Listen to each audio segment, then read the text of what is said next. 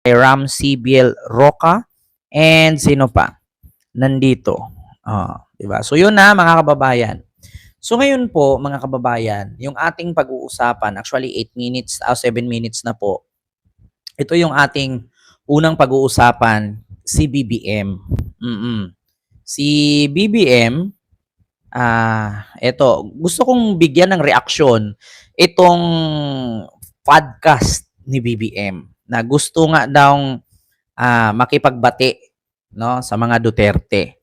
Oo. So eto, umpisahan na natin mga kababayan. Mga kababayan, si BBM, napanood nyo naman siguro yung podcast niya na kasama niya si Katunying. So ito po, ang podcast ni BBM, eto, wait lang ha, hanapin ko. Kailangan ko kaibigan. Yan ang masabi niya. Kailangan ni BBM ng kaibigan. Actually, bago ko i-play itong video na to mga kababayan, si BBM po, presidente. Si BBM po, kung anuman ang problema, dapat neutral siya. Siya pangulo eh. Kung ikaw pangulo, dapat ikaw modelo. Hindi po porkit sinabing ikaw pangulo, ikaw modelo. Halimbawa, pangulo ka, pumapatay ka ng 30,000 katao, hindi yun po pwede gawing model. Trabaho ba ang pangulo ang pumatay? Ang kailangan ng pangulo ay magkaroon ka ng kaibigan at solusyonan mo ang problema sa bayan. Hindi solusyon ng pagpatay. 'Di ba? Oo. Hindi ganoon. So ito mga kababayan. Pakinggan natin si Pangulong Bongbong Marcos patungkol sa kanyang podcast na ang sabi, hindi naman sinabi dito na kailangan ni BBM makipagkaibigan. 'Di ba? Ang sabi lang ni BBM, gusto niya lahat. Kasi alam nyo ha, mga DDS, para sa akin, umpisa ng pagtakbo ni BBM, ang kanyang tema, uniteam. Ang kanyang tema, pagkakaisa. So ano nga ba ang laman ng uniteam? 'Di ba? Pagkakaisa, pagsama-sama, magtulungan. Kaya nga tinawag na unity or uniteam. Nakakita ba kayo ng unity tapos mag-aaway? So walang unity 'yun. Hindi mo matatawag na unity ang isang grupo kung bawat isa may mga sariling agenda. Oo. Paano mo sasabihing unity kung makikipag-away ka? 'Di ba? Una pa lang naman, una pa lang, pagtakbo ni BBM bilang presidente, ang kanyang agenda, pagkakaisa. Ang kanyang agenda, unity. So, ipaparinig ko sa inyo ngayon, itong interview ni Katunying sa podcast ni Pangulong Bongbong Marcos, kung gusto ba daw ni BBM, sabi ni Kokmoto, Kent, akala mo naman political analyst ka. Bakit? Hindi ba ako po pwede maging political analyst? Porkit hindi ako abogado? Wala akong profesyon, bawal na ako maging political analyst? Kayo nga eh. Ikaw nga, nakapag-analyze ka sa akin, nakapaghusga ka sa akin na hindi ka naman, wala ka naman profesyon. Di ba? Lahat tayo may karapatan pwede maging analyst. Ikaw nga, inalisa mo ko, di ba? Ngayon pa nga lang, hinusgahan mo na ako. Na akala mo naman political analyst ka, mag-aral ka muna, di yung nakagraduate ka ng high school. Alam mo, Kokmoto, walang saysay ang pag-graduate mo ng high school or may degree ka kung magnakaw ka lang din naman. Di ba? Oo. Hindi ko kailangan maging analyst. Opinion to. Di ba? Aanin ko yung makapagtapos ako ng pag-aaral, magkaroon ako ng degree, tapos papasok ako sa politika, tapos magnakaw ako confidential fund. Di ba? Tapos magiging fiscal ako, magiging lawyer ako, magiging mayor ako for 20 years. Tapos maging presidente ako for 6 years. Tapos papatay ako ng 30,000 katao. Tapos ang buhay ko nandun sa dahig, makukulong forever. Hindi na. No need. Di ba? Hindi na kailangan. Aanhin ko yung degree at aanhin ko yung pag-aaral kung pag nanalo ako, may degree ako, abogado ako ngayon. Magiging fiscal ako kasi mag-doctorate ako, mag-masteral ako. Di ba? Tapos, papasok ako sa presidente. Tapos, pag nanalo ako, magnakaw lang ako. Tapos, papatay ako ng tao. Tapos, ikukulong ako sa dahig. Di walang kalalabasan yung aking buhay. Di ba? Hindi ko kailangan makipagtalo sa mga bobo. Diba? Bakit, Diyos mio, Marimar, hindi mo kailangan, alam nyo, ang pag-aaral kasi, para ka lang nag-training. Tignan nyo, napakadaming abogadong graduate ngayon. Di ba? Nag-aral sila, abogado sila. Ngayon, nakapasa sa bar. Sa tingin mo, pag abogado ka, makapasa ka sa bar, may trabaho ka agad? Mag-training ka pa rin. Alam mo, only in the Philippines, ang taas ng mga standard ng Pilipino, ang taas ng standard ng mga tao na porkit high school graduate ka lang, huhusgahan ka. Di ba? Porkit wala kang pinag-aralan, huhusgahan ka. Bakit sa Amerika?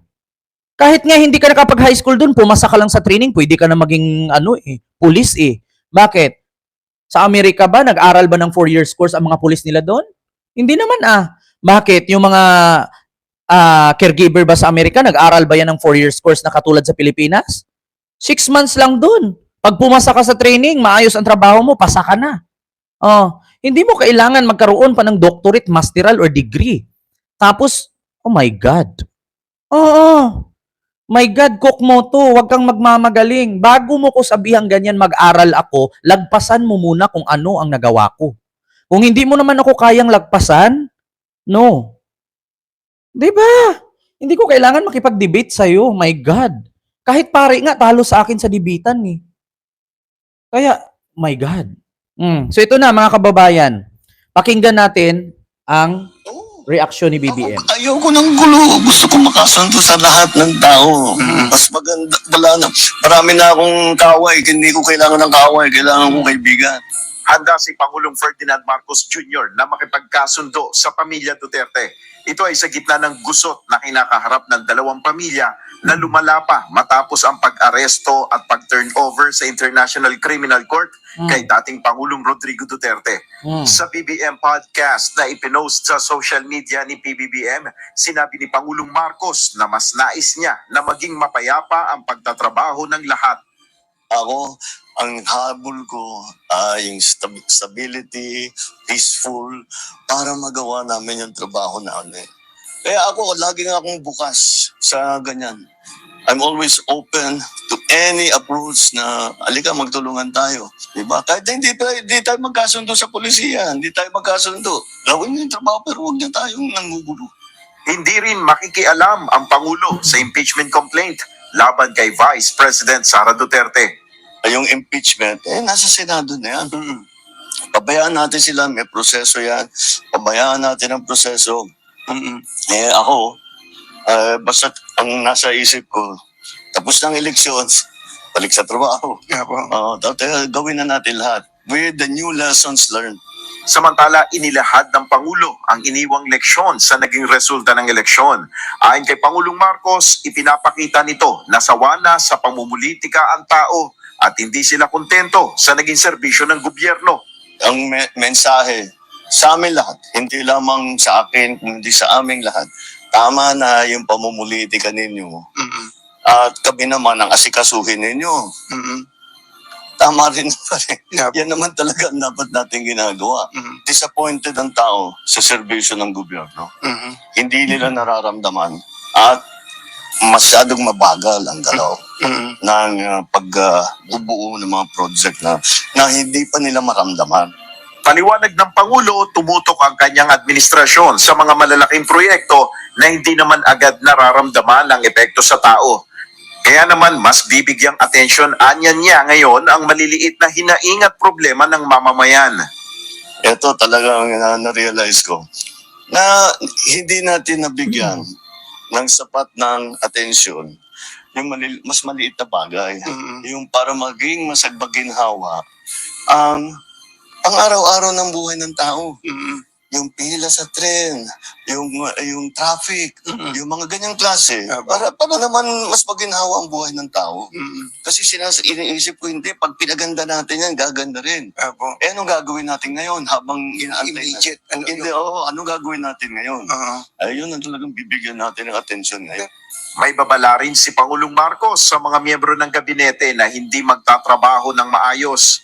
Yung mga hindi awabit, tinanggal ko na. Kung hindi sila nakapag-perform na mabuti, ito nga, sasabihin, pakinggan niyo yung tao. Sa tanong naman kung papaano siya dapat nakilalanin bilang leader, sagot ng Pangulo, I want to be respected but maybe fear is better. sa huli may iniwan ring mensahe si PBBM sa publiko. Lagi kaming nakikinig sa kanilang hinain, sa kanilang nagiging problema at tinahanapan natin ng long-term solutions. At ngayon, talagang ipamadaliin na namin yung immediate solution. Nel Maribujo, UNTV News and Rescue. Oh, ayun mga kababayan. So para sa akin sa nagsabi sa akin kanina na ang sabi kailangan ko daw mag-aral para maging political analyst. Bakit si BBM naging presidente? 'Di ba? Oh, bakit si BBM naging presidente? Oh, ngayon ang sabi, si BBM daw makipagsundo sa mga Duterte. Natural. Si BBM kasi presidente, siya ang magpakumbaba. Presidente siya eh. Bilang isang pangulo ng ating bansa, bilang isang ama ng bansa, dapat yung pasensya sa'yo eh. Hindi po pwede na si Sara pa ang lalapit kay BBM. Kahit alam naman po ng maraming Pilipino at alam nating mga kakamping loyalista, mga akbayan, ML party list, lahat, Makabayan Black, mga elitista. Alam nating lahat na tumakbo si Pangulong Bongbong Marcos bilang presidente, ang kanyang tema ay pagkakaisa. At alam din po nating lahat na mga Duterte lang naman ang bira ng bira sa kanya at never naman kayo nakakarinig na si BBM ang nag-umpisa. Bagkus ang mga Duterte lang naman ang bumibira sa kanya. So ngayon, mga kababayan, kung gusto man ni BBM makipagsundo sa mga Duterte, why not?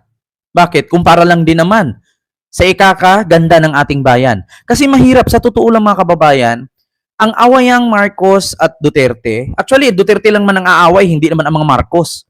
Oo.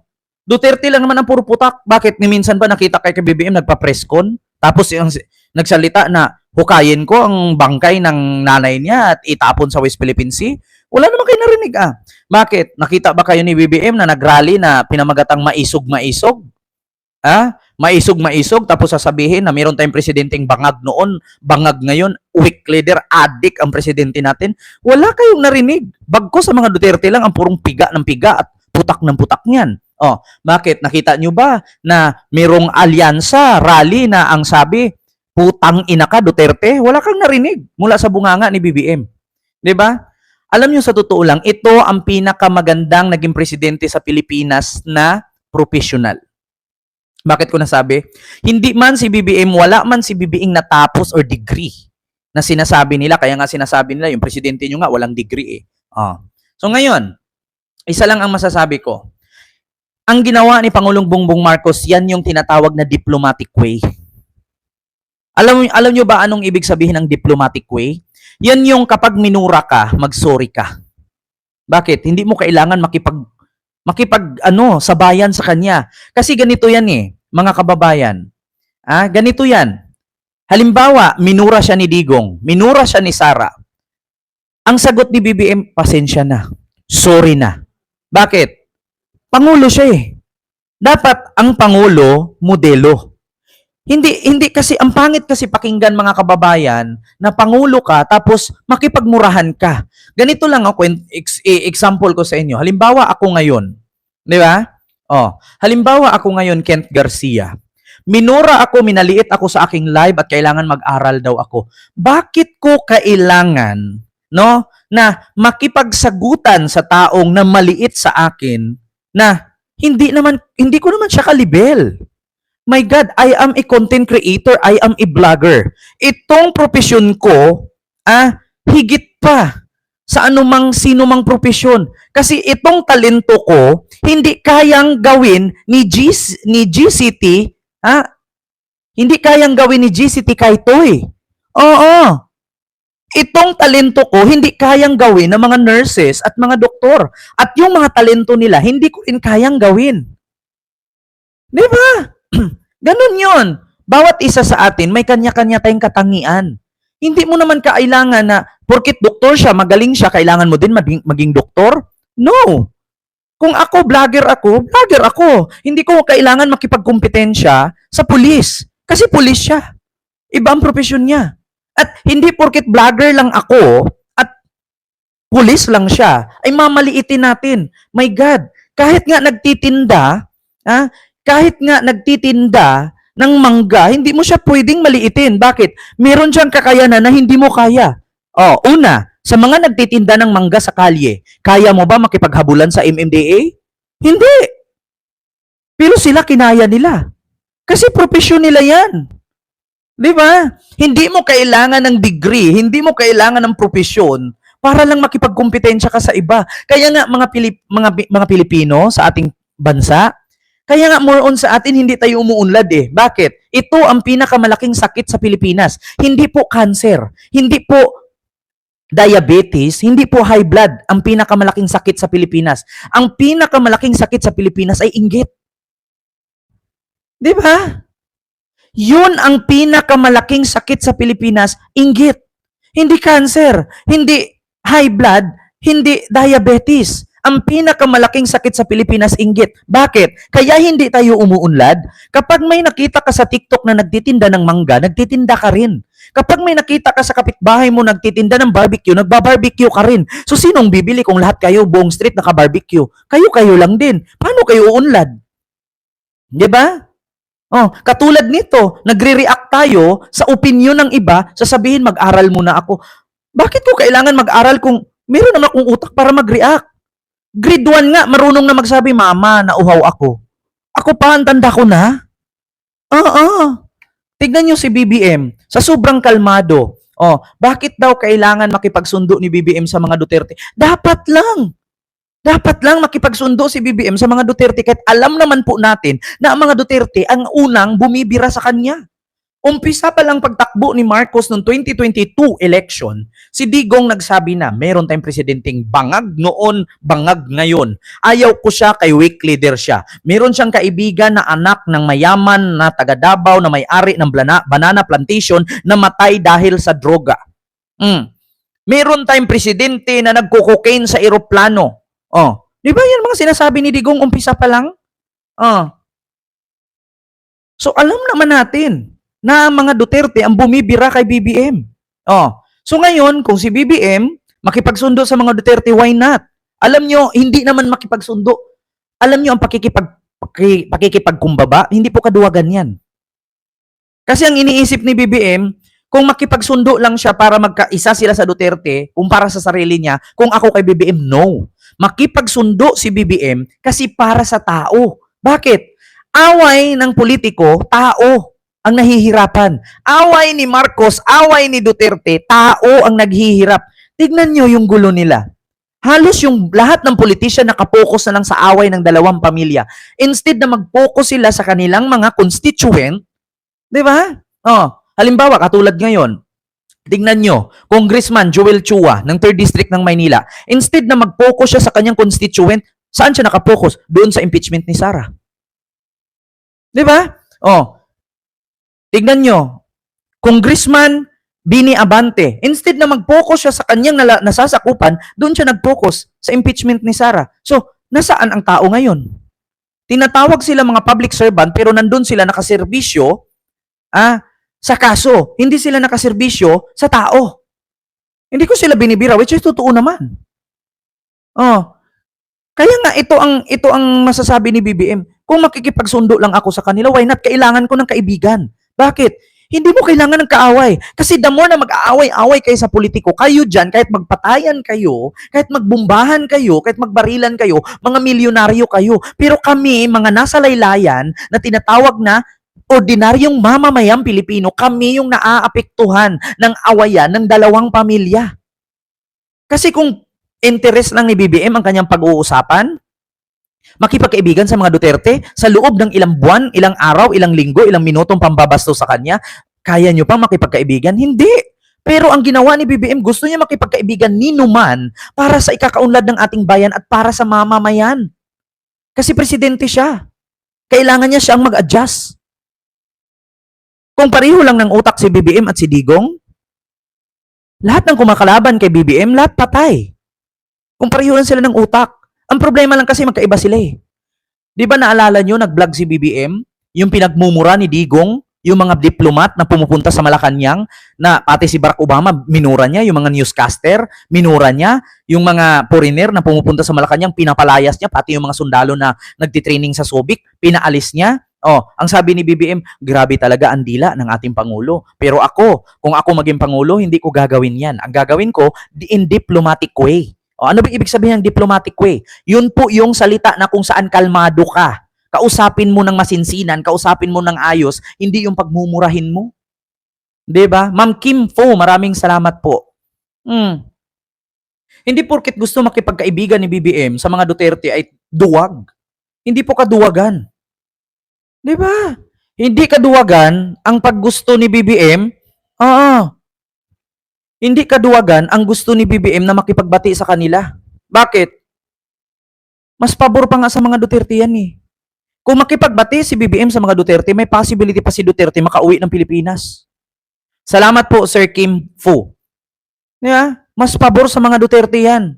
Eh kung ang pride ng mga Duterte ay sing tapang ng sabon na pride, bula lang ng bula, wala mangyayari.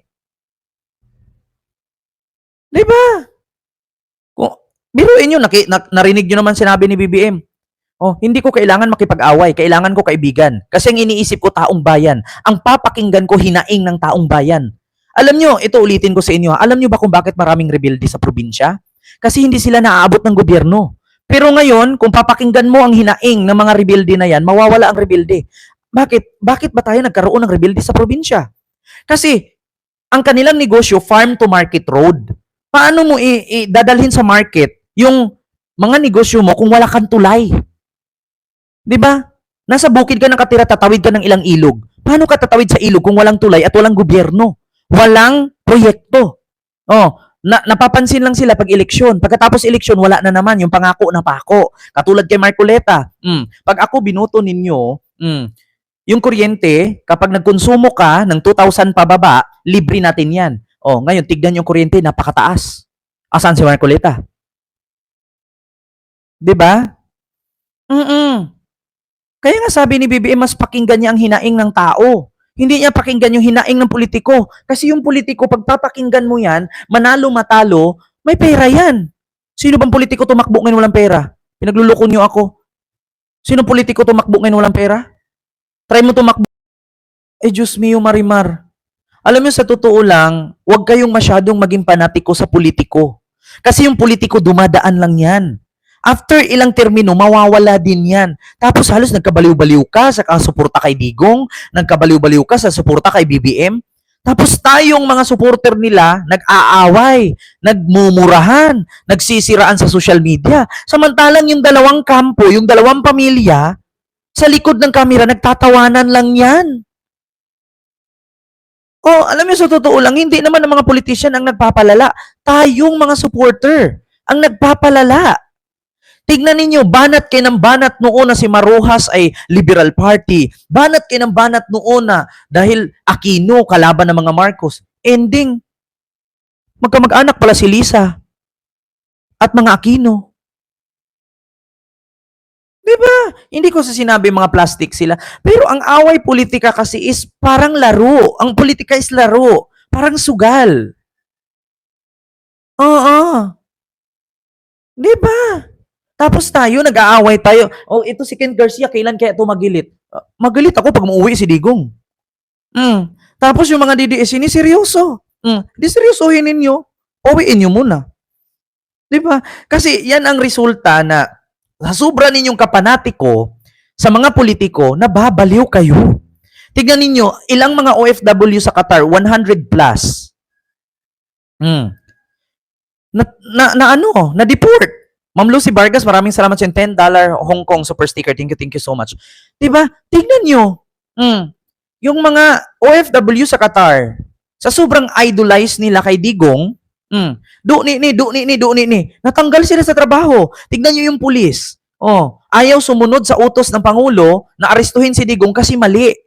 Oh, kahit Pangulo ka pa, hindi kita susundin kasi mali ka. Oh, natanggal siya ngayon. Tinulungan ba siya ni Sara? Wala. Tignan nyo, yung mga supporters ni Digong, Rally ng rally sa dahig. Pag uwi nila, pinagalitan sila sa amo nila kasi ang dami nilang hugasin, ang dami nilang labahin, ang dami nilang papamalingkiin, hindi nila nagagampanan yung trabaho nila kasi nandun sila sa dahig. Ngayon, kung napagalitan sila ng amo nila pag uwi galing sa dahig rally, may Sara Duterte ba? Na sabi, ma'am, madam, I did not mean to. That is because they are idolizing us. Di ba? Walang ganun. Walang ganun. Diyos mio, Marimar. Huwag kayong masyadong magiging idolize sa mga politiko. Bakit? Kasi pag mapapahamak kayo dahil sa pag-idolize ninyo, hindi kayo tutulungan ng mga yan. Diba? Tignan nyo, yung mga vlogger dyan na nakuntimp at nakasuhan, tinulungan ba sila? Mga kababayan? Yun bang mga nakakasuhan, yung mga nakukontempt? May abogado bang binigay si Duterte para ipagtanggol sila? Nga. Di ba? So yun lang, yung aking reaction. Mga kababayan, ang haba ng reaction ko, no? Oh, yun ang totoo.